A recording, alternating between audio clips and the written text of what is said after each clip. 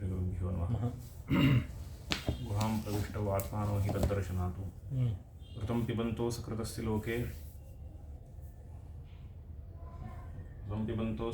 ಲೋಕೆ ಗುಹಾಂ ಪ್ರವಿಷ್ಟೌ ಪರಮೇ ಪರಾರ್ಧೆ ಛಾಯಾತಪೌ ಬ್ರಹ್ಮವಿದೋ ವದಂತಿ ಪಂಚಾಗ್ನಯೋ ಚ ತ್ರಿನಾಚಿಕೇತಾಃ ಅನ್ನೋ ವಿಷಯವಾಕ್ಯವನ್ನು ಇಟ್ಕೊಂಡು ಈ ಅಧಿಕರಣ ಹೊರಟಿದೆ. ಈ ಅಧಿಕರಣದಲ್ಲಿ ನಮ್ಮ ಸಿದ್ಧಾಂತದಲ್ಲಿ ಪೂರ್ವಪಕ್ಷ ಸಿದ್ಧಾಂತಗಳು ಹೀಗಿದೆ. ಪೂರ್ವಪಕ್ಷದಲ್ಲಿ ಗುಹಾಂ ಪ್ರವಿಷ್ಟವು, ಇಲ್ಲಿ ಯಾರೋ ಒಬ್ಬರು ಹೃದಯ ಗುಹಾದಲ್ಲಿ ಪ್ರವಿಷ್ಟರಾಗಿರತಕ್ಕಂತಹ ಎರಡು ವಸ್ತುಗಳು ಕೇಳಿಸ್ತಾ ಇದೆ.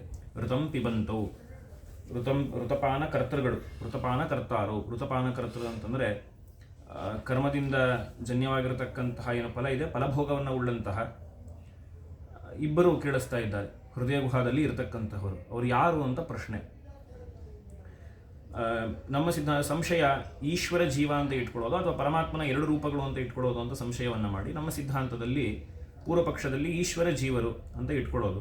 ಯಾಕಂದರೆ ಜೀವನಿಗೆ ವಿಶೇಷವಾಗಿ ಫಲ ಭೋಕ್ತೃತ್ವ ಇರೋದರಿಂದ, ಕರ್ಮಚನ್ಯ ಫಲ ಭೋಕ್ತೃತ್ವ, ಆ ಜೀವ ಮತ್ತು ಪರಮಾತ್ಮ ಅಂತ ಪೂರ್ವಪಕ್ಷವನ್ನು ಮಾಡಿಕೊಂಡು ಸಿದ್ಧಾಂತದಲ್ಲಿ ಪರಮಾತ್ಮನದ್ದೇ ಎರಡು ರೂಪ, ಆತ್ಮಾಂತರಾತ್ಮೇತಿ ಹರಿಹಿ ಏಕೈವ ದ್ವಿಧಾಸ್ಥಿತಃ ಅಂತ ಈ ರೀತಿ ಹೇಳಿರುವಂಥ ಎರಡು ರೂಪಗಳು ಋತಪಾನ ಕರ್ತೃಗಳು, ಗುಹಾಪ್ರವಿಷ್ಟವಾಗಿರತಕ್ಕಂತಹ ಪರಮಾತ್ಮನದ್ದೇ ಎರಡು ರೂಪ ಅಂತ. ಅಲ್ಲಿ ವಿಶೇಷ ಬಲಾತ್ ದ್ವಿವಚನ ಅನ್ನುವಂತಹದ್ದು ಕೂಡ್ತಾರೆ ಅಂತ ಈ ರೀತಿ ಉತ್ತರವನ್ನು ಹೇಳ್ತಾರೆ. ಇದರ ಮೇಲೆ ಪರರ ಅಧಿಕರಣ ರಚನೆ ಸ್ವಲ್ಪ ವಿಭಿನ್ನವಾಗಿದೆ. ವಿಷಯವಾಕ್ಯ ಇದೇನೆ, ಆದರೆ ಅವರ ಪೂರ್ವಪಕ್ಷ ಹೇಗೆ ಅಂತಂದರೆ ಅವರ ಸಿದ್ಧಾಂತದಲ್ಲಿ ಪೂರ್ವಪಕ್ಷ ಋತಪಾನ ಕರ್ತೃಗಳು ಅಂತ ಯಾರು ಅಂತ ಬಂದಾಗ ಬುದ್ಧಿಜೀವರು ಅಂತ ಪೂರ್ವಪಕ್ಷ, ಸಿದ್ಧಾಂತದಲ್ಲಿ ಜೀವೇಶ್ವರರು ಅಂತ ಅವರ ಸಿದ್ಧಾಂತದಲ್ಲಿ ಹೇಳ್ತಾರೆ. ಬುದ್ಧಿಜೀವರು ಅಂತ ಮಾಡಲಿಕ್ಕೆ ಕಾರಣ ಏನು ಅಂತಂದರೆ ಅಲ್ಲಿ ಋತಂ ಪಿಬಂತು ಅಂತ ಕೇಳಿಸ್ತಾ ಇದೆ. ಉಪಕ್ರಮದಲ್ಲಿ ಋತಪಾನ ಕರ್ತೃತ್ವ ಶ್ರುತವಾಗಿದೆ. ಅಂತ್ಯದಲ್ಲಿ ಉಪಸಂಹಾರದಲ್ಲಿ ಅನಂತರದಲ್ಲಿ ಋತಂ ಪಿಬಂತೋ ಗುಹಾಂ ಪ್ರವಿಷ್ಟೋ ಪರಮೇ ಛಾಯಾತಪೋ ಬ್ರಹ್ಮವಿದೋ ವದಂತಿ ಪಂಚಾಗ್ನಯೋ ಚ ತ್ರಿನಾಚಿಕೇತಾಃ ಅಂತಿದೆ. ಗುಹಾಪ್ರವಿಷ್ಟತ್ವ ಅನಂತರದಲ್ಲಿ ಶ್ರುತವಾಗಿದೆ. ಉಪಕ್ರಮದಲ್ಲಿ ಏನು ಶ್ರುತವಾಗಿದೆ, ಋತಪಾನ ಕರ್ತೃತ್ವ ಶ್ರುತವಾಗಿದೆ. ಉಪಸಂಹಾರದಲ್ಲಿ ಗುಹಾ ಪ್ರವಿಷ್ಟತ್ವ ಅನ್ನೋದು ಶ್ರುತವಾಗಿದೆ. ಈಗ ಋತಪಾನ ಕರ್ತೃಗಳು ಯಾರು ಅಂತ ಪ್ರಶ್ನೆ ಬಂದಾಗ ಅಲ್ಲಿ ನಾವು ಚೇತನನನ್ನ ಬುದ್ಧಿಜೀವರನ್ನೇ ಇಟ್ಕೊಳ್ಬೇಕು ಅಂತ ತಾವು ಪೂರ್ವಪಕ್ಷವನ್ನ ಮಾಡಿಕೊಂಡು ಅಲ್ಲಿ ಕರ್ತೃತ್ವ ಜೀವನಲ್ಲಿದೆ, ಬುದ್ಧಿಯನ್ನ ಇಟ್ಕೊಳ್ಬೇಕು. ಯಾಕೆ ಅಂತಂದ್ರೆ ಅವರು ಹೇಳೋದು ಗುಹಾಪ್ರವಿಷ್ಟತ್ವ ವಿಶೇಷವಾಗಿ ಕೇಳಿಸ್ತಾ ಇದೆ, ಅದು ಜೀವನಲ್ಲಿ ಕೂಡುತ್ತದೆ, ಅದರಿಂದ ಬುದ್ಧಿಜೀವರು ಅಂತ ಹೇಳ್ತಾರೆ. ಅದಕ್ಕಿಂತ ಅನೇಕ ಯುಕ್ತಿಗಳಿದೆ. ಅನಂತರದಲ್ಲಿ ಸಿದ್ಧಾಂತದಲ್ಲಿ ಯಾರನ್ನ ಇಟ್ಕೊಳ್ತಾರೆ, ಜೀವ ಪರಮಾತ್ಮನನ್ನ ಇಟ್ಕೊಳ್ತಾರೆ. ಯಾಕೆ ಅಂತಂದ್ರೆ ಋತಪಾನ ಕರ್ತೃತ್ವ ಇರುವಂತಹದ್ದು ಯಾರಿಗೆ? ಜೀವನಿಗೆ. ಕರ್ತೃತ್ವ ಇರುವಂತಹದ್ದು ಅಚೇತನವಾಗಿರತಕ್ಕಂತಹದ್ದಕ್ಕಲ್ಲ, ಹೊರತು ಜೀವನಿಗೆ ಕರ್ತೃತ್ವ ಅನ್ನುವಂತಹದ್ದಿದೆ. ಹಾಗಾದ್ರೆ ಒಂದು ಪದಾರ್ಥ ಜೀವ ಅಂತ ನಿಶ್ಚಯ ಆದ, ಋತಪಾನ ಕರ್ತೃ ಒಬ್ಬ ಯಾರೋ ಜೀವ, ಒಬ್ಬ ಜೀವ ಅಂತ ನಿಶ್ಚಯ ಆದ ಮೇಲೆ ಅವನಿಗೆ ಚೇತನತ್ವೇನ ಸಜಾತೀಯನಾಗಿರತಕ್ಕಂತಹವನು ಇನ್ನೊಬ್ಬ ಯಾರು? ಪರಮಾತ್ಮ. ಅವನಿಗೆ ಆದ್ರಿಂದ ಚೇತನತ್ವೇನ ಸಜಾತೀಯನಾಗಿರತಕ್ಕಂತಹವನು ಪರಮಾತ್ಮ. ಆದ್ರಿಂದ ಅವನ ಗ್ರಹಣೆಯನ್ನು ಮಾಡಬೇಕು.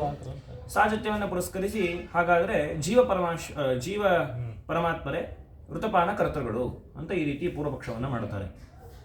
ಅಲ್ಲಿ ಪ್ರಶ್ನೆ ಅಲ್ಲ, ಈಗ ಉಪಕ್ರಮದಲ್ಲಿ ಋತಪಾನ ಕರ್ತೃತ್ವ ಕೇಳಿಸ್ತಾ ಇದೆ. ಕರ್ತೃತ್ವ ಇರುವಂತಹದ್ದು ಜೀವನಿಗೆ, ಪರಮಾತ್ಮನಿಗೆ ಕರ್ತೃತ್ವ ಇಲ್ಲ. ಆದರೂ ಪರಮಾತ್ಮನನ್ನು ತಗೊಳ್ತೀರಿ, ಔಪಚಾರಿಕವಾಗಿ ಅವನನ್ನು ಇಟ್ಕೊಳ್ಬೋದು ಅಂತ ಹೇಳ್ತೀರಿ. ಆದ್ರಿಂದ ಪರಮಾತ್ಮನ ಕರ್ತೃತ್ವ ಇಲ್ಲ ಅಂತಂದ್ರೂ ಕೂಡ ತಗೊಳ್ತೀರಿ. ಈ ರೀತಿ ಯಾಕೆ ಮಾಡ್ತೀರಿ ಅಂತಂದ್ರೆ, ಇಲ್ಲ ಸರಿಸಂಭವೇ ಸಜಾತೀಯ ಸೇವಗ್ರಹಣಂ ಅಂತ ನಿಯಮ. ಯಾವಾಗ ಒಬ್ಬನನ್ನು ಜೀವನನ್ನು ಇಟ್ಕೊಳ್ತೇವೋ ಆಗ ಚೇತನತ್ವೇನ ಸಜಾತೀಯನಾಗಿರ್ತಕ್ಕಂಥವನು ಪರಮಾತ್ಮ, ಆದ್ರಿಂದ ಅವನನ್ನೇ ಇಟ್ಕೊಳ್ಳುವಂತಹದ್ದು ಉಚಿತ. ಉದಾಹರಣೆಗೆ ಅಶ್ಯಾಹ ಗೋಹೋ ದ್ವಿತೀಯೇನ ಭಾವ್ಯಂ ಅಂತಂದಾಗ ಅಲ್ಲಿ ಸದ್ವಿತೀಯತ್ವ ಗೋವಿನಲ್ಲಿ ಏನು ತೋರುತ್ತದೆ, ಎರಡನೆಯದನ್ನು ಯಾವುದನ್ನು ತಗೊಳ್ಬೇಕು ಅಂತ ಪ್ರಶ್ನೆ ಬಂದಾಗ ಅಶ್ವಾದಿಗಳನ್ನು ತಗೊಳ್ಳೋದಿಲ್ಲ, ಹೊರತು ಗೋತ್ವೇನ ಸಜಾತೀಯವಾಗಿರತಕ್ಕಂತಹ ಇನ್ನೊಂದು ಹಸುವನ್ನೇ ಅಲ್ಲಿ ಇಟ್ಕೊಂಡು ಸದ್ವಿತೀಯತ್ವವನ್ನು ಹೇಗೆ ಹೇಳ್ತೇವೋ ಅದರಂತೆ ಇಲ್ಲೂ ಕೂಡ ಆ ಸದ್ವಿತೀಯತ್ವವನ್ನು ಹೇಳಬೇಕಾದ್ರೆ ಪ್ರಕೃತಿಯಲ್ಲಿ ದ್ವಿತೀಯ ಯಾರು ಅಂತ ಪ್ರಶ್ನೆ ಬಂದಾಗ ಚೇತನತ್ವೇನ ಸಜಾತೀಯನಾಗಿರತಕ್ಕಂತಹ ಪರಮಾತ್ಮನನ್ನೇ ತಗೊಳ್ಬೇಕು ಅಂತ ಅವರ ವಾದ. ಇದಾದ ಮೇಲೆ ಇನ್ನೊಂದು ಪ್ರಶ್ನೆ, ಅಲ್ಲ ಗುಹಾಪ್ರವಿಷ್ಟತ್ವ ಅನ್ನುವಂತಹದ್ದು ಕೇಳಿಸ್ತಾ ಇದೆ ಕೊನೆಗೆ. ಆ ಗುಹಾಪ್ರವಿಷ್ಟತ್ವ ಅನ್ನುವಂತಹದ್ದು ಹೇಗೆ ಕೊಡ್ತಾರೆ ಈ ಪರಮಾತ್ಮನಲ್ಲಿ? ಅವನು ಅಪರಿಚ್ಛಿನ್ನ ಅವನು, ಆದ್ದರಿಂದ ಅವನಲ್ಲಿ ಗುಹಾಪ್ರವಿಷ್ಟತ್ವ ಕೂಡೋದಿಲ್ವಲ್ಲ ಅಂತಂದ್ರೆ ಸತ್ಯ, ಗುಹಾಪ್ರವಿಷ್ಟತ್ವ ಪರಮಾತ್ಮನಲ್ಲಿ ಕೂಡೋದಿಲ್ಲ. ಹಾಗಿದ್ದರೂ ಕೂಡ ಅಲ್ಲಿ ಉಪಕ್ರಮದಲ್ಲಿ ಕೇಳಿಸ್ತಾ ಇದೆ ನಮಗೆ ವೃತಪಾನ ಕರ್ತೃತ್ವ. ಅಲ್ಲಿ ಸಜಾತೀಯವಾಗಿರೋನ ಪರಮಾತ್ಮನೇ ತಗೊಳ್ಬೇಕು ಅಂತ ನಿಶ್ಚಯ ಮಾಡಿ ಆಯಿತು. ಆದ್ದರಿಂದ ಉಪಕ್ರಮದಿಂದ ಪ್ರಾಪ್ತವಾಗಿರತಕ್ಕಂತಹದ್ದು ಸಾಜಾತ್ಯ. ಅದನ್ನು ಪುರಸ್ಕರಿಸಿ ಉಪಸಂಹಾರದಲ್ಲಿ ಶ್ರುತವಾಗಿದ್ದರೂ ಕೂಡ ಆ ಗುಹಾಪ್ರವಿಷ್ಟತ್ವವನ್ನು ಬಿಡ್ತೇವೆ ಪರಮಾತ್ಮನ ವಿಷಯದಲ್ಲಿ. ಯಾಕಂದರೆ ಉಪಕ್ರಮ ಪ್ರಬಲ ಆದ್ದರಿಂದ ಗುಹಾಪ್ರವಿಷ್ಟತ್ವ ಪರಮಾತ್ಮನಲ್ಲಿ ಇಲ್ಲ ಅಂದ್ರೂ ತೊಂದರೆ ಇಲ್ಲ. ಉಪಕ್ರಮದಲ್ಲಿ ನಮಗೇನು ಕೇಳಿಸಿದೆ, ಅಲ್ಲಿ ವೃತಪಾನ ಕರ್ತೃಗಳು ಕಳಿಸಿದ್ದಾರೆ, ವಿಶೇಷವಾಗಿ ಅದರಿಂದ ಸಾಜಾತ್ಯ ಪ್ರತೀತವಾಗಿದೆ. ಆ ಸಾಜಾತ್ಯವನ್ನು ಪುರಸ್ಕರಿಸಿ ಅಲ್ಲಿ ಜೀವ ಪರಮಾತ್ಮರೇನೆ ಋತಪಾನ ಕರ್ತೃಗಳು ಅಂತ ಅವರು ಪೂರ್ವಪಕ್ಷವನ್ನು, ಅವರ ಸಿದ್ಧಾಂತವನ್ನು ಮಾಡ್ತಾರೆ ಪರರು. ಇಲ್ಲಿ ಚಂದ್ರಿಕಾಚಾರ್ಯರು ವಿಮರ್ಶೆಯನ್ನು ಮಾಡ್ತಾರೆ. ಅಲ್ಲ, ಋತಪಾನ ಕರ್ತೃಗಳು ಯಾರು ಅಂದರೆ ಜೀವ ಪರಮಾತ್ಮರು ಅಂತ ನಿಮ್ಮ ಸಿದ್ಧಾಂತ ಇದೆ. ಇಲ್ಲಿ ನಿಜವಾಗ್ಲೂ ನೋಡಿದಾಗ ನಿಮ್ಮ ಪೂರ್ವಪಕ್ಷ ಏನಿತ್ತು ಅದೇ ಸಿದ್ಧಾಂತ ಆಗ್ಲಿಕ್ಕೆ ಉಚಿತ. ಪೂರ್ವಪಕ್ಷ ಏನಿತ್ತು, ಬುದ್ಧಿಜೀವರು ಅಂತ ಪೂರ್ವಪಕ್ಷ ಇತ್ತು. ಆ ಬುದ್ಧಿಜೀವರು ಅಂತ ಪೂರ್ವಪಕ್ಷವನ್ನು ಮಾಡತಕ್ಕಂತಹದ್ದೇನೆ ಉಚಿತ. ನೀವು ಸಿದ್ಧಾಂತ ಅದೇ ಆಗಲಿ, ಜೀವ ಪರಮಾತ್ಮರು ಅಂತ ಸರ್ವಥಾ ಮಾಡ್ಲಿಕ್ಕೆ ಬರೋದಿಲ್ಲ. ಯಾಕೆ? ಈಗ ನೀವು ಪರಮಾತ್ಮನನ್ನ ಇಟ್ಕೊಳ್ಳಿಕ್ಕೆ ಕಾರಣ ಏನು? ಮೊದಲು ಜೀವ ಅಂತ ನಿಶ್ಚಿತನಾದ, ಋತಪಾನ ಕರ್ತೃ ಅಂದರೆ ಜೀವ. ಯಾವಾಗ ಜೀವನಾದ್ನೋ ಆಗ ಸಜಾತಿಯನಾಗಿರ್ತಕ್ಕಂಥವನಿಗೆ ಪರಮಾತ್ಮನೇ ಆದ್ರಿಂದ ಪರಮಾತ್ಮನನ್ನು ಇಟ್ಕೊಳ್ಬೇಕು ಅಂತ ಹೇಳ್ತಾ ಇದ್ದೀರಿ.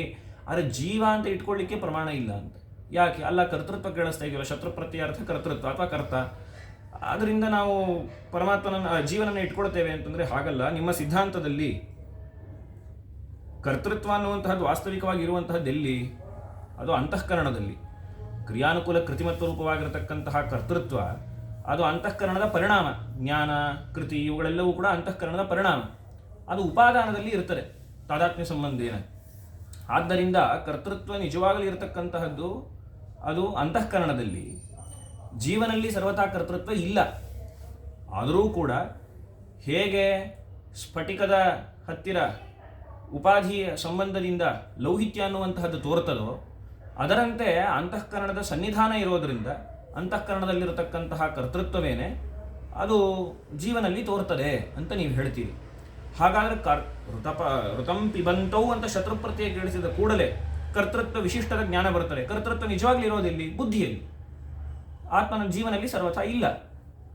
ಆದ್ದರಿಂದ ಮೊದಲು ನಿಜವಾಗ್ಲೂ ಕರ್ತೃತ್ವ ಉಳ್ಳಂತಹ ಯಾವ ಅಂತಃಕರಣ ಇದೆಯೋ ಅದನ್ನೇ ತಗೊಳ್ಬೇಕು ಅಂತ. ಒಂದು ಯಾಕೆ?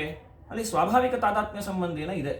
ಕರ್ತೃತ್ವ ಅನ್ನುವಂತಹದ್ದು ಸ್ವಾಭಾವಿಕವಾಗಿದೆ, ಜೀವನಲ್ಲಿ ಆರೋಪಿತವಾಗಿದೆ. ಆರೋಪಿತ ಸಂಬಂಧೇನ ತಾದಾತ್ಮ್ಯ ಸಂಬಂಧೇನ ಅಲ್ಲಿ ಕರ್ತೃತ್ವ ಇದೆ. ಆದ್ದರಿಂದ ನೀವು ಬುದ್ಧಿಯನ್ನೇ ಇಟ್ಕೊಳ್ಬೇಕು. ಒಂದು ವೇಳೆ ಆರೋಪಿತವಾಗಿರತಕ್ಕಂತಹ ಪ್ರವೃತ್ತಿ ನಿಮಿತ್ತ ಉಳ್ಳಂತಹದ್ದನ್ನು ಕೂಡ ಶಬ್ದ ಮುಖ್ಯಾರ್ಥ ಅಂತ ಹೇಳೋದಾದರೆ, ಅಂದರೆ ಅಭಿಪ್ರಾಯ ಅವ್ರೇನು ಹೇಳ್ತಾರೆ, ಜೀವನನ್ನೇ ಇಟ್ಕೊಂಡ್ರು. ಜೀವನಲ್ಲಿ ಆ ಶತ್ರು ಪ್ರತ್ಯಯಕ್ಕೆ ಪ್ರವೃತ್ತಿ ನಿಮಿತ್ತ ಏನು, ಶತ್ರು ಪ್ರತ್ಯಯದ ಪ್ರವೃತ್ತಿ ನಿಮಿತ್ತ ಕರ್ತೃತ್ವ. ಆ ಕರ್ತೃತ್ವ ಅನ್ನುವಂತಹದ್ದಿಲ್ಲ ವಾಸ್ತವಿಕವಾಗಿ ಜೀವನಲ್ಲಿ. ಆದರೆ ಆರೋಪಿತವಾಗಿರತಕ್ಕಂತಹ ಕರ್ತೃತ್ವ ಇದೆ. ಆರೋಪಿತವಾಗಿರೋ ಕರ್ತೃತ್ವ ಇರೋದ್ರಿಂದ ಅವನು ಶಬ್ದ ಮುಖ್ಯಾರ್ಥ ಅಂತ ಈ ರೀತಿ ಹೇಳೋದಾದರೆ, ಆತ್ಮ ದ್ರಷ್ಟವ್ಯ, ಶ್ರೋತವ್ಯ ಇತ್ಯಾದಿಗಳಲ್ಲೂ ಕೂಡ ಆತ್ಮಶಬ್ದಾರ್ಥ ದೇಹ ಆಗಲಿ ಅಂತ ಆಪತ್ತಿ. ಯಾಕೆ? ಆತ್ಮ ವಸ್ತುತಃ ಆತ್ಮಶಬ್ದದ ಪ್ರವೃತ್ತಿ ನಿಮಿತ್ತ ಆತ್ಮತ್ವ ಅದು ನಿಜವಾಗ್ಲೂ ದೇಹದಲ್ಲಿ ಇಲ್ಲ. ದೇಹದಲ್ಲಿ ಇಲ್ಲ ಅಂತಾದರೂ ಕೂಡ ಆರೋಪಿತವಾಗಿರತಕ್ಕಂತಹ ಆತ್ಮತ್ವ ಇದ್ದೇ ಇದೆ. ಅದು ಬ್ರಹ್ಮಜ್ಞಾನ ಪರ್ಯಂತ ಅಲ್ಲಿ ಬಾಧವೂ ಕೂಡ ಇಲ್ಲ ಅಂತ ಹೇಳ್ತೀರಿ. ಆದ್ದರಿಂದ ಆರೋಪಿತವಾಗಿರತಕ್ಕಂತಹ ಪ್ರವೃತ್ತಿ ನಿಮಿತ್ತ ಉಳ್ಳದ್ದು ಶಬ್ದ ಮುಖ್ಯಾರ್ಥ ಅಂತ ಹೇಳೋದಾದರೆ, ಆತ್ಮನಲ್ಲಿ ಆರೋಪಿತವಾಗಿರತಕ್ಕಂತಹ ಆತ್ಮತ್ವ ಉಳ್ಳಂತಹ ದೇಹವೂ ಕೂಡ ಆತ್ಮದ್ರಷ್ಟವ್ಯ ಅನ್ನೋಲ್ಲಿ ಅಲ್ಲಿ ಆತ್ಮಶಬ್ದಾರ್ಥ ಆಗಲಿ, ಆತ್ಮಶಬ್ದಾರ್ಥತೆ ಅದನ್ನು ಸ್ವೀಕಾರ ಮಾಡಬೇಕಾದೀತು ಅನ್ನುವಂತಹ ಆಪತ್ತಿ ಬರ್ತದೆ. ಆದ್ದರಿಂದ ವಾಸ್ತವಿಕವಾಗಿ ಪ್ರವೃತ್ತಿ ನಿಮಿತ್ತ ಎಲ್ಲಿರುತ್ತೋ ಅದೇ ಮುಖ್ಯ ಅರ್ಥ. ಆರೋಪಿತವಾಗಿರತಕ್ಕಂತಹ ಪ್ರವೃತ್ತಿ ನಿಮಿತ್ತ ಉಳ್ಳಂತಹದ್ದು ಮುಖ್ಯ ಅರ್ಥ ಅಲ್ಲ. ಆದ್ದರಿಂದ ಪ್ರಕೃತದಲ್ಲೂ ಕೂಡ ಕರ್ತೃತ್ವ ನಿಜವಾಗಲೂ ಇರತಕ್ಕಂತಹದ್ದು ಬುದ್ಧಿಯಲ್ಲಿ. ಆದ್ದರಿಂದ ಆರೋಪಿತವಾಗಿರತಕ್ಕಂತಹ ಆರೋಪಿತ ಕರ್ತೃತ್ವ ಉಳ್ಳಂತಹ ಜೀವನನ್ನು ಬಿಟ್ಟು ಮೊದಲು ಯಾರನ್ನು ಇಟ್ಕೊಳ್ಬೇಕು? ಬುದ್ಧಿಯನ್ನೇ ಇಟ್ಕೊಳ್ಬೇಕು. ಹಾಗಾದರೆ ಮೊದಲ ವಸ್ತು ಯಾವುದು? ಬುದ್ಧಿ. ಇನ್ನು ಎರಡನೆಯದ್ದು ಯಾವುದು ಅಂತ ಪ್ರಶ್ನೆ. ಎರಡನೆಯದ್ದು ಯಾವ್ದು ತಗೊಳ್ಬೇಕು ಅಂದರೆ, ಈಗ ಜೀವನನ್ನು ತಗೊಳ್ಳಿ ಅಂತ. ಅಲ್ಲಿ ಅನೇಕ ಪಕ್ಷಗಳಿದೆ. ಒಂದು, ಬುದ್ಧಿಯನ್ನು ಇಟ್ಕೊಳ್ತೀರ ಅಂದರೆ ಬುದ್ಧಿಯನ್ನೇ ಇಟ್ಕೊಳ್ಳಿ ಅಂತ. ಅಲ್ಲ, ದ್ವಿವಚನ ಹೇಗೆ ಕೂಡಿಸೋದು ಅಂತಂದರೆ, ಜ್ಞಾನಕ್ರಿಯಾ ಶಕ್ತಿ ಬೇರೆನ ಅಲ್ಲಿ ದ್ವಿವಚನವನ್ನು ಕೂಡಿಸ್ಬೋದು ಅಂತ. ಅಥವಾ ಹೋಗಲಿ, ದ್ವಿತ್ವ ಸ್ವಾರಸ್ಯ ಅಷ್ಟು ಚೆನ್ನಾಗಿ ಸಿಗೋದಿಲ್ಲ ಈ ಪಕ್ಷದಲ್ಲಿ. ದ್ವಿತೀಯ ವಸ್ತುವನ್ನು ಜೀವ ಅಂತಲೇ ಬೇಕಿದ್ರೆ ಇಟ್ಕೊಳ್ಳಿ, ಸರ್ವಥಾ ಪರಮಾತ್ಮನಂತೂ ಇಟ್ಕೊಳ್ಳಿಕ್ಕೆ ಬರೋದಿಲ್ಲ. ಯಾಕೆ? ನಿಜವಾಗಲೂ ಕರ್ತೃತ್ವ ಬುದ್ಧಿಯಲ್ಲಿ ಇದೆ, ಆರೋಪಿತ ಕರ್ತೃತ್ವ ಜೀವನಲ್ಲಿ ಇದೆ. ಪರಮಾತ್ಮನಿಗೆ ಯಾವ ವಿಧ ಆರೋಪಿತ ಕರ್ತೃತ್ವವೂ ಇಲ್ಲ, ಯಾವ ವಿಧ ಕರ್ತೃತ್ವನೂ ಇಲ್ಲ. ಪರಮಾತ್ಮ ಅನ್ನೋರು ಶುದ್ಧ ಬ್ರಹ್ಮ, ಅವನಲ್ಲಿ ಆರೋಪಿತ ಕರ್ತೃತ್ವವೂ ಕೂಡ ಇಲ್ಲ. ಆದ್ದರಿಂದ ದ್ವಿತೀಯ ವಸ್ತುವನ್ನು ಬುದ್ಧಿಗೆ ಸಜಾತೀಯವಾಗಿ, ಬುದ್ಧಿಗೆ ಇನ್ನೊಂದು ವಸ್ತುವನ್ನು ಯಾವ್ದು ತಗೊಳ್ಬೇಕು ಅಂತಂದರೆ, ಅಲ್ಲಿ ನೀವೇನು ಮಾಡಿ ಆರೋಪಿತ ಕರ್ತೃತ್ವ ಉಳ್ಳಂತಹ ಜೀವನನ್ನು ತಗೊಳ್ಳಿ ಹೊರತು ಸರ್ವಥಾ ಪರಮಾತ್ಮನನ್ನು ತಗೊಳ್ಳಿಕ್ಕೆ ಬರೋದಿಲ್ಲ. ಆದ್ದರಿಂದ ಬುದ್ಧಿಜೀವರೇನೇ ಋತಪಾನ ಕರ್ತೃಗಳು. ಅಂತ ನಿಮ್ಮ ಪೂರ್ವ ಪಕ್ಷ ಏನಿತ್ತು ಅದೇ ಸಿದ್ಧಾಂತ ಅಂತ ಉಚಿತವಾಗಿದೆ ಅಲ್ಲ. ಮತ್ತೆ ಇನ್ನೊಂದು ಅಂಶವನ್ನು ಹೇಳಿದರು. ಏನಂತ ಅವರು ಹೇಳಿದ್ದು, ಜೀವ ಅಂತ ನಿಶ್ಚಯ ಮಾಡಿಕೊಂಡ ಮೇಲೆ ಬ್ರಹ್ಮನನ್ನ ಪರಮಾತ್ಮನನ್ನೇ ತಗೊಳ್ಬೇಕು ಸಜಾತಿಯನಾಗಿರೋದ್ರಿಂದ ಅಂತ ಆ ಪಕ್ಷಕ್ಕೂ ಕೂಡ ಕೊನೆ ಖಂಡನೆಯನ್ನು ಹೇಳ್ತಾರೆ. ಹೋಗ್ಲಿ, ವಸ್ತುತಃ ಬುದ್ಧಿಜೀವರನ್ನೇ ಇಟ್ಕೊಳ್ಬೇಕು, ಹೋಗ್ಲಿ. ಅಸ್ತುವ ತುಷ್ಯತುನ್ಯಾಯೇನ, ಜೀವನಿಗೆ ಕರ್ತೃತ್ವ ಇದೆ ಅಂತ ಹೇಳೋಣ, ಅವನು ಶಬ್ದ ಮುಖ್ಯಾರ್ಥ ಅಂತ ಒಪ್ಪೋಣ. ಜೀವನನ್ನೇ ಮೃತಪಾನ ಕರ್ತೃ ಅಂತ ಇಟ್ಕೊಂಡ್ರೂ ಕೂಡ ಎರಡನೇ ವಸ್ತು ಯಾವ್ದು ತಗೊಳ್ಬೇಕು ಅಂತ ಬಂದಾಗ ಪರಮಾತ್ಮನನ್ನ ಸರ್ವಥಾ ತಗೊಳ್ಳಿಕ್ಕೆ ಬರೋದಿಲ್ಲ. ಯಾಕೆ ತಗೊಳ್ಳಿಕ್ಕೆ ಬರೋದಿಲ್ಲ? ಹೇಳೋದಿಲ್ಲ, ಅಸ್ಯಾಹಗೋಹೋ ದ್ವಿತೀಯೇನ ಭಾವ್ಯಂ ಅನ್ನೋಲ್ಲಿ ಗವಾಂತರವನ್ನು ತಗೊಂಡು ಇನ್ನೊಂದು ಹಸು ಯಾವುದು ಅಂದರೆ ಇನ್ನೊಂದು ಬೇಕು ಅಂತ ಹೇಳಿದ್ರೆ ಇನ್ನೊಂದು ಯಾವುದು ವಸ್ತು ಅಂತಂದರೆ ಹಸುಕ್ಕೆ ಸಜಾತಿಯಾಗಿದ್ರೆ ಇನ್ನೊಂದು ಹಸುವನ್ನು ತಗೊಳ್ತೇವೆ ಹೊರತು ಅಶ್ವಾದಿಗಳನ್ನು ತಗೊಳ್ಳೋದಿಲ್ಲ ಅಂತ ಹೇಳೋದಲ್ಲ ಅಂತಂದರೆ ಸತ್ಯ. ಆ ದೃಷ್ಟಾಂತದಲ್ಲಿ ಹಾಗೇ ಇದೆ. ಆದರೆ ಆ ದೃಷ್ಟಾಂತ ವಿಷಮ. ಯಾಕೆ ಅಂತಂದರೆ ಅಸ್ಯಾಹಗೋಹೋ ದ್ವಿತೀಯೇನ ಭಾವ್ಯಂ ಅನ್ನೋಲ್ಲಿ ದ್ವಿತೀಯ ವಸ್ತು ಯಾವುದು? ಹಸು. ಅದನ್ನೇ ಯಾಕೆ ತಗೊಳ್ತೇವೆ ಗೊತ್ತಾ? ಯಾಕೆ ಅಂದರೆ ಅಲ್ಲಿ ಮುಖ್ಯದ್ವಿತ್ವ ಅನ್ನುವಂತಹದ್ದು ಸಂರಕ್ಷಿತವಾಗತ್ತೆ ಅನ್ನೋ ದೃಷ್ಟಿಯಿಂದ ತಗೊಳ್ತೇವೆ. ಏನು ಮುಖ್ಯದ್ವಿತ್ವ ಅಂದರೆ ಧರ್ಮಿ ಸಮಸತ್ತಾಕ ಭೇದವುಳ್ಳಂತಹ ವಸ್ತುವಿನಲ್ಲಿ ಇರತಕ್ಕಂತಹ ದ್ವಿತ್ವವೇ ಮುಖ್ಯದ್ವಿತ್ವ. ಒಂದು ಗೋ ಇದೆ, ಆ ಗೋವಿಗೆ ಸಜಾತೀಯವಾಗಿರತಕ್ಕಂತಹ ಇನ್ನೊಂದು ಗೋವನ್ನು ತಗೊಂಡಾಗ ಆ ಎರಡು ಗೋಗಳ ಮಧ್ಯದಲ್ಲಿ ಧರ್ಮಿ ಸಮಸತ್ತಾಕ ಭೇದ ಇದೆ. ಆದ್ದರಿಂದ ಎರಡೂ ವ್ಯಾವಹಾರಿಕ. ನಿಮ್ಮ ಸಿದ್ಧಾಂತ ಧರ್ಮಿ ಸಮಸತ್ತಾಕ ಭೇದ ಇದೆ. ಧರ್ಮಿ ಸಮಸತ್ತಾಕ ಭೇದ ಉಳ್ಳಂತಹದ್ರಲ್ಲಿ ಇರುವಂತಹ ದ್ವಿತ್ವ ಆದ್ದರಿಂದ ಮುಖ್ಯದ್ವಿತ್ವ. ಆ ಮುಖ್ಯದ್ವಿತ್ವ ಸಂರಕ್ಷಿತ ಆಗತ್ತೆ ಅನ್ನೋ ಕಾರಣದಿಂದ ಅಲ್ಲಿ ಬೇಕಿದ್ರೆ ಏನು ತಗೊಳ್ಬೋದು? ಗವಾಂತರವನ್ನೇ ತಗೊಳ್ತೇವೆ, ಅಶ್ವಾದಿಗಳನ್ನು ತಗೊಳ್ಳೋದಿಲ್ಲ ಅನ್ನೋ ಸರಿ. ಆದರೆ ಪ್ರಕೃತದಲ್ಲಿ ನೀವು ಪರಮಾತ್ಮನನ್ನು ತಗೊಳ್ಬೇಕು ಅಂತ ಏನು ಹೇಳ್ತೀರಿ? ಇಲ್ಲಿ ದ್ವಿತ್ವ ಅನ್ನುವಂಥ ಮುಖ್ಯ ದ್ವಿತ್ವ ಇಲ್ಲ, ಧರ್ಮಿ ಸಮಸತ್ತಾಕ ದ್ವಿತ್ವ ಇಲ್ಲ. ಯಾಕೆ? ಧರ್ಮಿ ಯಾರಿಲ್ಲಿ? ಪರಮಾತ್ಮ ಇದ್ದಾನೆ. ಪರಮಾತ್ಮನೂ ಇರೋದ್ರಿಂದ ಧರ್ಮಿ ಸಮಸತ್ತಾಕ ಭೇದವನ್ನು ಒಪ್ಪೋದೇ ಇಲ್ಲ. ಪರಮಾತ್ಮ ಪಾರಮಾರ್ಥಿಕ ಭೇದವನ್ನು ಒಪ್ಪಿಲ್ಲ. ಆದ್ರಿಂದ ಧರ್ಮಿ ಸಮಸತ್ತಾಕ ಭೇದವತಿ ವಿದ್ಯಮಾನಂ ದ್ವಿತ್ವಂ ಜೀವೇಶ್ವರಯೋಹೋ ಜೀವ ಪರಮಾತ್ಮನೋಹೋ ವಿದ್ಯಮಾನಂ ದ್ವಿತ್ವಂ ಅಂತ ಹೇಳಿ ಬರೋದಿಲ್ಲ. ಆದ್ರಿಂದ ಇಲ್ಲಿ ಮುಖ್ಯ ದ್ವಿತ್ವ ಸಂರಕ್ಷಣೆ ಆಗೋದಿಲ್ಲ ಅಂತ ಆದಮೇಲೆ ಆ ದ್ವಿತ್ವವನ್ನು, ಅದರಿಂದ ಪ್ರತೀತವಾಗಿರತಕ್ಕಂತಹ ಸಾದೃಶ್ಯವನ್ನ ಕೂಡಿಸ್ಲಿಕ್ಕೋಸ್ಕರವಾಗಿ ಏನು ಹೇಳೋ ಅವಶ್ಯಕತೆ ಇಲ್ಲ, ಪರಮಾತ್ಮನನ್ನೇ ತಗೊಳ್ಬೇಕು ಅಂತ ಹೇಳೋ ಅವಶ್ಯಕತೆ ಇಲ್ಲ. ಅದಕ್ಕೊಂದು ಉದಾಹರಣೆಯನ್ನು ಕೊಡ್ತಾರೆ. ಹೇಗೆ ಚಂದ್ರ ಸದ್ವಿತೀಯ ಅಂತ ಹೇಳಿದಾಗ ಚಂದ್ರ ಸದ್ವಿತೀಯ ಅಂತ ಹೇಳಿದಾಗ ದ್ವಿತೀಯ ವಸ್ತು ಯಾವುದು? ಅಲ್ಲಿ ಆರೋಪಿತವಾಗಿರತಕ್ಕಂತಹ ಒಂದು ಚಂದ್ರ ಇದ್ದಾನೆ, ಅಂಗುಲ್ಯ ಅವಷ್ಟಂಬರದಿಂದ ಕಾಣತಕ್ಕಂತಹ ಒಬ್ಬ ಚಂದ್ರ ಇದ್ದಾನೆ. ಎರಡನೇ ವಸ್ತು ಚಂದ್ರಾಂತರವನ್ನು ಇಟ್ಕೊಳ್ತೀವಿ, ಆರೋಪಿತ ವಸ್ತುವಾಗಿರತಕ್ಕಂತಹ ಚಂದ್ರಾಂತರವನ್ನು ಇಟ್ಕೊಂಡು ದ್ವಿತ್ವವನ್ನು ಕೂಡಿಸ್ತೇವೋ, ಅಥವಾ ಆ ಚಂದ್ರಕ್ಕಿಂತ ವಿಜಾತೀಯವಾಗಿದ್ದರೂ ಕೂಡ ನಕ್ಷತ್ರಾದಿಗಳನ್ನು ಇಟ್ಕೊಂಡು ಕೂಡಿಸ್ತೇವೋ ಅಂತ ಹೇಳಿದಾಗ ಲೋಕದಲ್ಲಂತೂ ಕಾಣೋದು, ಒಬ್ಬ ಪ್ರಾಮಾಣಿಕ ವ್ಯಕ್ತಿಗೆ ಈ ವಾಕ್ಯ ಪ್ರಯೋಗವನ್ನು ಮಾಡಿದಾಗ ಅವನಿಗೇನು ಜ್ಞಾನ ಬರುತ್ತೆ? ಚಂದ್ರ ಸದ್ವಿತೀಯ ಅಂತ ಹೇಳಿದಾಗ ಚಂದ್ರ ಸದ್ವಿತೀಯ ಅಂದರೆ ಚಂದ್ರನಿಗೆ ಎರಡನೇ ವಸ್ತು. ಯಾವ ಎರಡನೇ ವಸ್ತು ಅಂದರೆ ನಕ್ಷತ್ರಾದಿಗಳು ಅಂತ ತಾನು ತಿಳ್ಕೊಳ್ತಾನೆ. ಇವೆರಡರ ಮಧ್ಯದಲ್ಲಿ ಈಗ ಯಾಕೆ ಈ ರೀತಿ ಮಾಡಿದ್ದು? ಯಾಕೇನೋ ಮುಖ್ಯದ್ವಿತ್ವ ಸಂರಕ್ಷಿತವಾಗ್ತದೆ ಅನ್ನೋ ಕಾರಣದಿಂದ. ನಕ್ಷತ್ರ ಮತ್ತೆ ಚಂದ್ರ ಇವೆರಡರ ಮಧ್ಯದಲ್ಲಿರತಕ್ಕಂತಹ ಭೇದ ಅದು ಧರ್ಮಿ ಸಮಸತ್ತಾಕ ಭೇದ. ಅದೇ ಚಂದ್ರಾಂತರವನ್ನು ತಗೊಂಡ್ರೆ ಅದು ಧರ್ಮಿ ಸಮಸತ್ತಾಕ ಭೇದ ಆಗೋದಿಲ್ಲ. ಆದ್ರಿಂದ ನಾವು ದ್ವಿತ್ವ ಕೂಡಿಸ್ತೀವಿ, ಆದರೆ ಸಾಜಾತ್ಯವನ್ನೇ ಬಿಡ್ತೀವಿ. ಯಾಕೆ ಸಾಜಾತ್ಯವನ್ನ ಬಿಟ್ವಿ? ಇಲ್ಲಿ ವಿಜಾತೀಯವಾಗಿರತಕ್ಕಂತಹ ಚಂದ್ರಾಂತರದ ನಕ್ಷತ್ರವನ್ನ ಗ್ರಹಣೆ ಮಾಡಿದ್ದೇ ಹೊರತು ನಾವು ಏನು ಮಾಡಲಿಲ್ಲ, ನಕ್ಷತ್ರವನ್ನ ಗ್ರಹಣೆ ಮಾಡಿದ್ದೇ ಹೊರತು ಚಂದ್ರಾಂತರವನ್ನ ಗ್ರಹಿಸಲಿಲ್ಲ. ಯಾಕೆಂದ್ರೆ ಮುಖ್ಯದ್ವಿತ್ವ ಸಂರಕ್ಷಣೆ ಆಗತ್ತೆ ಅನ್ನೋ ದೃಷ್ಟಿಯಿಂದ ಸಾಜಾತ್ಯವನ್ನ ಬಿಟ್ಟು ವಿಜಾತೀಯವಾಗಿರೋ ವಸ್ತುವನ್ನು ಕೂಡ ತಗೊಂಡ್ವಿ. ಅದರಂತೆ ಪ್ರಕೃತದಲ್ಲಿ ವಿಜಾತೀಯವಾಗಿರತಕ್ಕಂತಹ ಬುದ್ಧಿಯನ್ನ ತಗೊಳ್ಬೇಕಿದ್ರೆ ಜೀವನಿಗೆ ಧರ್ಮಿ ಸಮಸತ್ತಾಕ ಭೇದ ಇದೆ. ಜೀವ ಬುದ್ಧಿ ಎರಡೂ ಕೂಡ ವ್ಯಾವಹಾರಿಕ ಆದ್ರಿಂದ ಧರ್ಮಿ ಸಮಸತ್ತಾಕ ಭೇದ ಉಳ್ಳದ್ದಾಗಿದೆ. ಆದ್ರಿಂದ ಅದನ್ನ ತಗೊಳ್ಳಿ ಹೊರತು ಪರಮಾತ್ಮನನ್ನ ತಗೊಳ್ಳಿಕ್ಕೆ ಬರೋದಿಲ್ಲ. ಮತ್ತೆ ಇನ್ನೊಂದು ಹೇಳಿದ್ರಿ, ಉಪಕ್ರಮದಲ್ಲಿ ಶ್ರುತವಾಗಿದೆ ಸಾಜಾತ್ಯ, ಕೊನೆಗೆ ಶ್ರುತವಾಗಿದೆ ಗುಹಾಪ್ರವಿಷ್ಟತ್ವ. ಆದ್ದರಿಂದ ಇದು ಕೊನೆಯ ಅವರದ್ದು ಹೇಳಿದ್ರು. ಗುಹಾಪ್ರವಿಷ್ಟತ್ವ ಚರ್ಮದಲ್ಲಿ ಶ್ರುತವಾದರೂ ಅದನ್ನು ಬಿಟ್ಟು ಉಪಕ್ರಮದಲ್ಲಿ ಶ್ರುತವಾಗಿರೋದ್ರಿಂದ ಇದನ್ನು ತಗೊಳ್ತೇವೆ, ಸಾಜಾತ್ಯವನ್ನು ಪುರಸ್ಕರಿಸಿ ಪರಮಾತ್ಮನ ಗ್ರಹಣೆಯನ್ನು ಮಾಡುತ್ತೇವೆ ಅಂತ ಹೇಳಿದ್ರು. ಅದಕ್ಕೆ ಹೇಳ್ತಾರೆ ಚಂದ್ರಿಕಾಚಾರ್ಯರು, ಅಲ್ಲ ನೀವು ಈ ರೀತಿ ಹೇಳ್ತಾ ಇದ್ದೀರಿ, ಆದರೆ ಶಾಬ್ದ ಅಶಾಬ್ದಗಳಲ್ಲಿ ಶಾಬ್ದ ಪ್ರಬಲ ಅಂತ ನಿಯಮ ಇದೆ. ನೀವು ಹೇಳ್ತಾ ಇದ್ದೀರಿ ಸಾಜಾತ್ಯವನ್ನು ಪುರಸ್ಕರಿಸಿ ಗುಹಾಪ್ರವಿಷ್ಟತ್ವವನ್ನು ಬಿಡ್ತೇವೆ ಅಂತ. ಈಗ ಸಾಜಾತ್ಯ ಪುರಸ್ಕರಿಸೋದು ಅಂದರೆ ಸಾಜಾತ್ಯ ಎಲ್ಲಿ ಪ್ರತೀತವಾಗಿದೆ? ಇನ್ನು ಶಬ್ದದಿಂದ ಪ್ರತೀತ. ಗುಹಾಂ ಪ್ರವಿಷ್ಟೌ ಅಂತ ಇದೆ, ಋತಂ ಪಿಬಂತೌ ಸುಕೃತಸ್ಯ ಲೋಕೆ ಅಂತಿದೆ. ಋತಂ ಪಿಬಂತೌ ದ್ವಿತ್ವ ದ್ವಿವಚನಾರ್ಥ. ಸಾಜಾತ್ಯ ಅನ್ನೋದು ಎಲ್ಲಿದೆ? ಇಲ್ಲಿ ಪ್ರತ್ಯಯ ಅರ್ಥನ ಪ್ರಕೃತಿ ಅರ್ಥನ? ಯಾವುದರ ಅರ್ಥ ಇದು? ಯಾವುದರ ಅರ್ಥವೂ ಇಲ್ಲ. ಕೇವಲ ದ್ವಿತ್ವ ಶ್ರುತವಾದಾಗ ಅಲ್ಲಿ ದ್ವಿತೀಯ ಕಹ ಅಂದರೆ ಅಲ್ಲಿ ಸತಿಸಂಭವೇ ಸತಿಸಂಭವೇ ಅಂದರೆ ಅಸತಿಬಾಧಕ್ಕೆ ಸಜಾತೀಯಸ್ಯ ಗ್ರಹಣಂ ಅಂತ ಸಾಮಾನ್ಯವಾಗಿ ನೀವು ಸಜಾತೀಯವಾದದ್ದನ್ನು ಇಟ್ಕೊಳ್ಬೇಕು ಅಂತ ಇಟ್ಕೊಳ್ತಾ ಇದ್ದೀರಿ ಅಷ್ಟೇ ಹೊರತು ಸಾಜಾತ್ಯ ಶಬ್ದ ಅಲ್ಲ. ಶಬ್ದದ ವೃತ್ತಿ ಮಹಿಮೆಯಿಂದ ಸಿಕ್ಕಿರತಕ್ಕಂತಹ ಅರ್ಥ ಅಲ್ಲ. ಆದರೆ ಗುಹಾಪ್ರವಿಷ್ಟತ್ವ ಶಾಬ್ದ ಶ್ರುತವಾಗ್ತಾ ಇದೆ. ಗುಹಾಂ ಪ್ರವಿಷ್ಟವು ಅಂತ ಸ್ಪಷ್ಟವಾಗಿ ಇದೆ ವೇದವಚನದಲ್ಲೇನೆ. ಆದ್ರಿಂದ ಅದು ಉಪಸಂಹಾರದಲ್ಲಿ ಶ್ರುತವಾಗಲಿ, ಆದರೂ ಕೂಡ ಅದು ಶಾಬ್ದ ಆದ್ರಿಂದ ಅದೇ ಪ್ರಬಲ. ಅದಕ್ಕೊಂದು ಉದಾಹರಣೆ ಕೊಡ್ತಾರೆ. ಅಸ್ಯ ಜರಠಸ್ಯ ಗೋಹೋ ದ್ವಿತೀಯೇನ ಬಲವತಾ ಭಾವ್ಯಂ ಅಂತ ಈ ರೀತಿ ಪ್ರಯೋಗ ಮಾಡ್ತೇವೆ. ಅಸ್ಯ ಜರಠಸ್ಯ ಗೋಹೋ ದ್ವಿತೀಯೇನ ಬಲವತಾ ಭಾವ್ಯಂ ಅಂತ ಆರಂಭದಲ್ಲಿ ಏನಿದೆ, ಅಸ್ಯ ಜರಠಸ್ಯ ಗೋಹೋ, ಜರಠ ಗೋ ದ್ವಿತೀಯ ತಗೊಳ್ಬೇಕು ಅಂದ್ರೆ ಸಾಜಾತ್ಯವನ್ನು ಪುರಸ್ಕರಿಸಿದರೆ ಜರಠವಾಗಿರತಕ್ಕಂತಹ ಇನ್ನೊಂದನ್ನೇ ತಗೊಳ್ಬೇಕು. ಅಲ್ಲಿ ಜರಠವಾಗಿರೋ ಇನ್ನೊಂದು ಗವಾಂತರವನ್ನು ತಗೊಳ್ಬೇಕು. ಅದರ ಕೊನೆಗೆ ಉಪಸಂಹಾರದಲ್ಲಿ ಬಲವತಾ ಭಾವ್ಯಂ ಅಂತ ಕೇಳಿಸಿದೆ. ಏನು ಮಾಡ್ತಾನೆ ಪುರುಷ ಈ ವಾಕ್ಯವನ್ನು ಕೇಳಿದಾಗ? ಅಸ್ಯ ಜರಠಸ್ಯ ಗೋಹೋ ದ್ವಿತೀಯೇನ ಬಲವತಾ ಭಾವ್ಯಂ ಅಂದಾಗ ಬಲವತಾ ಭಾವ್ಯಂ ಅಂತ ಬಾಯಿ ಬಿಟ್ಟು ಹೇಳ್ತಾ ಇರೋದ್ರಿಂದ ಬಲಿಷ್ಠವಾಗಿರತಕ್ಕಂತಹ ಇನ್ನೊಂದು ದ್ವಿತೀಯ ವಸ್ತುವನ್ನೇ ಅವನು ತಿಳ್ಕೊಳ್ತಾನೆ ಹೊರತು ಅಲ್ಲಿ ಜರಟ ಇನ್ನೊಂದು ವಸ್ತುವನ್ನ ತಾನು ತಿಳ್ಕೊಳ್ಳೋದಿಲ್ಲ. ಯಾಕೆ? ಅಸ್ಯ ಜರಠಸ್ಯ ಗೋಹೋ ಅಂತಂದಾಗ ಸಾಜಾತ್ಯ ಶಬ್ದದಿಂದ ಗೊತ್ತಾಗ್ತಾ ಇಲ್ಲ ಅಲ್ಲೆಲ್ಲೂ ಕೂಡ. ಅದೇ ಬಲವತಾ ಭಾವ್ಯಂ ಅಂದಾಗ ಬಲವತ್ವ ಅನ್ನುವಂತಹದ್ದು ಶಬ್ದದಿಂದ ಗೊತ್ತಾಗ್ತಾ ಇದೆ.